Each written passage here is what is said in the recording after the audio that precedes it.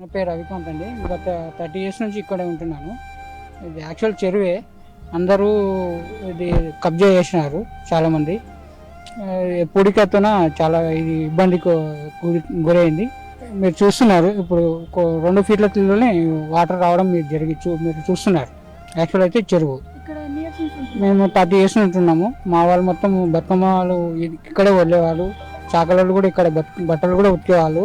మా అమ్మ వాళ్ళు కూడా బతుకమ్మను కూడా ఇక్కడ వదిలేవాళ్ళు. యాక్చువల్ జరగడం. సో ఇక్కడ ఉన్న వాటర్ కొంతమంది సోషల్ మీడియాలో డ్రైనేజ్ లైన్లు ఇక్కడ అసలు డ్రైనేజ్ లైనే లేదండి. మేము చూస్తున్నాం కదా, 30 ఇయర్స్ నుంచి చూస్తున్నాము. ఇక్కడ ఈ ఏరియాలో డ్రైనేజ్ లైనే లేదు. ఇక్కడ డ్రైనేజ్ లైన్ అనేది లేదు.